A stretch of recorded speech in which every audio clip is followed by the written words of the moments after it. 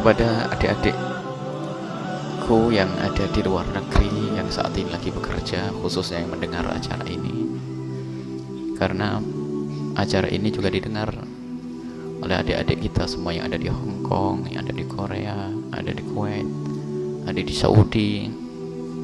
Maka kami himbau, jika Anda seorang wanita, wahai adik-adikku, bercita-citalah untuk ngambil waktu yang terdekat untuk bisa segera pulang berkumpul dengan keluarga. Dan Anda harus bersyukur kalau ternyata di saat Anda berada di luar negeri sekalipun Anda masih berhubungan komunikasi dengan dakwah yang semacam ini, seperti adik-adik kita yang ada di Hong Kong dan seterusnya. Bahkan kita dalam waktu dekat juga akan ke sana. Mereka juga rindu pengajian. Akan tapi ketahuilah, anak-anak di rumahmu lebih butuh kepada sentuhan tanganmu.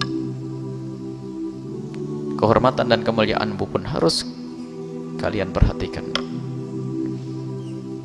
Jangan sampai mengejar dunia tapi terhinakan. Ini harus jadi bahan renungan setiap saat untuk adik-adikku yang ada di mana, di luar negeri sana, yang jauh dari orang tua. Kehormatanmu, kemuliaanmu, ketahuilah kebahagiaan yang sesungguhnya adalah di surga nanti. Dan insya Allah kalau kalian dengar ini semuanya, kalau kalian dengar karena Allah, Allah akan buka rezeki di negerimu, bersama keluargamu, bersama suamimu, bersama bapakmu, rezeki yang penuh keberkahan. Karena kalian pulang karena Allah Subhanahu wa ta'ala. Jangan jauh dari orang tua, jangan jauh dari suami, fitnah. Belum lagi, sadarkah kalian anak yang kalian tinggal? Ada sebuah informasi seorang ibu meninggalkan anaknya, dan memang ibu ini baik, sehingga anaknya di rumah hanya bersama dengan neneknya saja yang sudah sepuh, yang kadang dibentak oleh cucunya pun tidak bisa berbuat apa-apa. Sang cucu diberi terus uang dan uang dan uang. Semakin banyak kawan, dan kawannya tahu kalau dia banyak uangnya. Mulai berkenalan dengan dunia yang tidak baik, mabuk dan seterusnya. Hingga terjadilah suatu ketika percekcokan hingga berani membunuh orang lain. Ibunya ada di mana? Ibunya ada di tempat yang jauh. Bahkan ada seorang anak karena biasa dimanja oleh ibunya dengan pemberian kayak begitu dari luar negeri, giliran bapaknya dan ibunya atau ibunya pulang, kan pengaturan ekonominya kan semakin, kalau dulu kan hanya diberi karena mungkin faktor kangen, faktor sayang, faktor rasa meninggalkan anak, jadi duit diberel-berel begitu saja. Tapi giliran ibunya pulang mulai diatur itu mesti mulai protes karena sang anak tidak punya akhlak, tidak punya pendidikan. Sehingga akhirnya apa? Keluarlah pisau, sehingga ditemukan di sebuah kampung ibunya harus dijahit dengan 12 jahitan. Lihat, pendidikan itu penting wahai adik-adikku yang sekarang ada di luar negeri. Anak-anakmu ada di mana? Dan bagi yang ada di negeri ini, wahai adik-adikku semuanya, jangan bercita-cita untuk pergi jauh.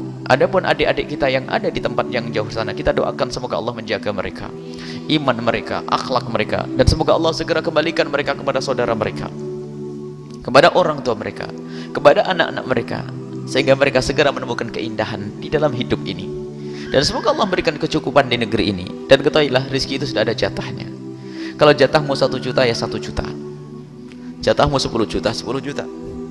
Baik, kalau tidak ada jatah, biarpun kau ambil di mana tetap tidak ada jatahnya. Orang menganggap jatahnya semakin banyak di negeri orang. Oh enggak, kalau jatahmu 1 juta, di negeri orang dapat 10 juta, jatahnya 1 juta. Tak-taunya bisa berangkat ke luar negeri dapat jatah 10 juta, naik? Oh enggak naik, tetap jatahmu 1 juta. Kenapa?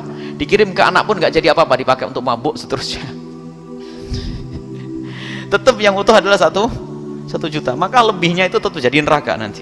Jatahnya jatah sudah. Maka ambillah jatah dengan kemuliaan. Bagi yang ada di negeri, di rumah, wahai adik-adikku semuanya, khusus adik putri, ketahuilah, jual es teh di pasar lebih mulia daripada harus jauh dari orang tua dan keluarga. Pergi ke sawah adalah mulia. Kenapa harus gengsi? Permasalahannya tadi itu, bangga-banggaan, pengen segera punya rumah, pengen segera punya mobil dan motor. Dia mengira bahwasanya kebahagiaan dengan motor. Alangkah banyaknya dan alangkah banyaknya dan alangkah banyaknya percekcokan keluarga setelah terjadi salah satunya pergi ke luar negeri. Akhirnya seperti itulah, berceraian, bermusuhan, bertentangan, dan yang ngadu kepada kami bukan 10-20 orang, kalau dihitung mungkin ratusan, bingung membuat jadwalnya nanti. Jadi apakah tidak belajar dari yang demikian itu? Jadi ada, karena apa? Mohon maaf, suami misalnya kerja jauh, istri di rumah, sementara istri ada prasangka-prasangka, atau sebaliknya istri di luar negeri jauh, suaminya dapat uang saja, dia punya syahwat, punya hawa nafsu dan seterusnya, lalu terjadi pelanggaran dan sebagainya, dengar informasi, berantem semuanya. Kebersamaan harus kita utamakan, keindahan dalam hidup ini. Ini adalah nasihat umum. Akan tapi siapapun di antara adik-adik kita yang sudah terlanjur pergi ke luar negeri sana, ini ada di antara mereka yang dengar saat ini, dengar adik-adikku, dan mereka juga mendengar streaming langsung, melihat dengan di televisi, bercita-citalah, niat untuk kembali segera untuk bisa melihat orang tua dengan modal apa adanya saja, mulialah, bergabung dengan tempat mulia. Allah akan buka rezeki di rumah, dekat dengan orang tua. Yang di rumah nggak usah pergi ya, ini nasihat lebih penting lagi daripada yang tadi ini. Karena apa? Ini sudah umum ya, pergi nggak mikir. Sebab keindahan itu adalah bertemunya hati, bukan dapatnya duit. Kadang banyak duit, banyak berantem. Ada, kita pengennya ada duit tetap indah.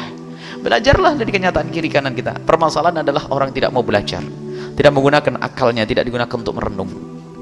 Lihat problem-problem tetap saja nyantai. Pengen cari duit, Allah.